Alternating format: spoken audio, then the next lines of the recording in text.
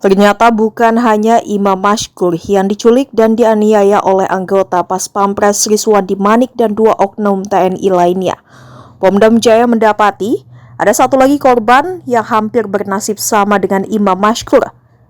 Hal itu diungkapkan Komandan Pomdam Jaya dan Pomdam Jaya Kolonel CPM Irsyad Hamdi B. Anwar, seperti dimuat Facebook tribunnews.com pada Selasa 29 Agustus.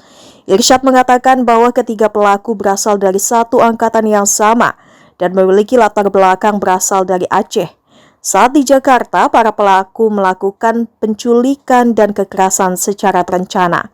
Para pelaku termasuk oknum Pas Pampres Praka Riswandi Manik tidak terlalu mengenal korban.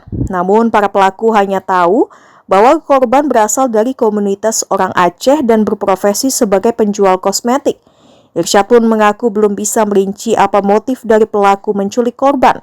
Namun dari hasil penyelidikan ternyata ada korban lainnya seperti Imam Mashkur.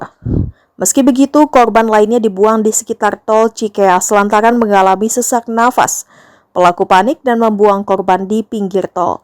Nyawa korban lainnya pun selamat dan saat ini kata Irsyad, korban lainnya masih diperiksa sebagai saksi. Diketahui warga Aceh Imam Mashkur dilaporkan tewas karena penganiayaan. Keluarga menyebut sebelum ditemukan tewas, Imam Mashkur sempat menghubungi keluarga untuk meminta tolong. Ia mengaku disekap dan membutuhkan uang 50 juta rupiah agar dilepaskan oleh seseorang. Tidak lama Imam Mashkur ditemukan tewas pada 24 Agustus. Dari kasus tersebut, Pomdam Jaya dikabarkan telah menetapkan 3 tersangka terkait kasus dugaan penculikan dan penganiayaan hingga menewaskan Imam. Diduga seorang pelaku merupakan anggota TNI dan berstatus sebagai Pas Pampres. Pada saat kejadian pertama itu menolong korban untuk supaya tidak diculik, jadi mereka ini datang, kemudian berusaha mengambil korban. Tapi sebelumnya warga sekitar toko itu coba memberikan perlawanan.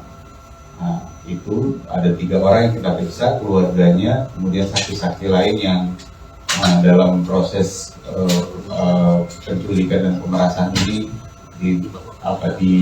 menjadi korban. Ada satu juga korban yang diculik, sebenarnya yang diculik itu 2 orang, tapi yang satu dilepas di sekitar tol Cikeas atau di sekitar tol Cikeas itu dia dilepas karena mendapati korban ini sudah kondisinya agak nafasnya sudah susah. Karena ketakutannya kira korban yang satu dilepas.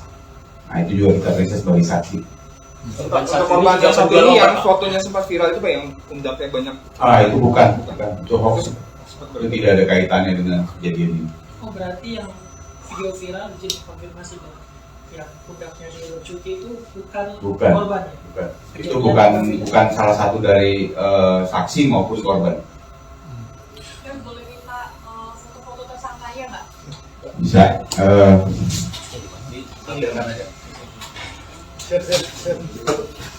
Ini korban tersangka atas nama Prakaji.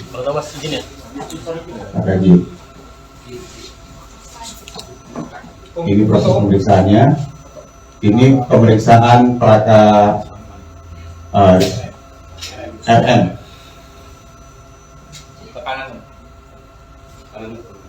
Ini Praka HS.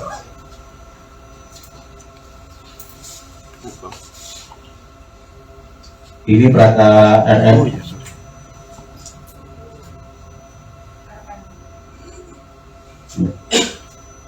Ini proses pemeriksaannya. Praka J. Baik, saya rasa teman-teman media untuk sementara ini keterangan awal yang kami sampaikan cukup. Karena ini proses masih terus berlangsung dan nanti apabila ada update nanti akan kami sampaikan, dan tolong hubungi ke saya nanti satu sumber supaya nanti proses tidak membias. Dan Pak Amim dikit Pak, Thomas dari Kembaran mau tanya Pak, ini kan yang udah jelas meninggal kan itu adalah si Imam ya Pak.